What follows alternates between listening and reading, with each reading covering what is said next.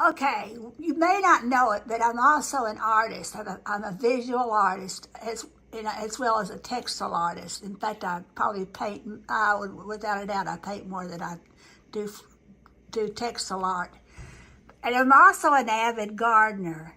In all three art forms, and I consider gardening to be an art form, the sense of depth is important.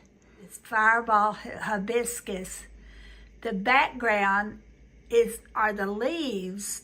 The background is comprised of leaves, and they are shaded by the foreground, which is the red. So although I probably start the red first there, I go ahead and I finish the background before I finish the foreground. Now I'm going to show you how I apply that to embroidery.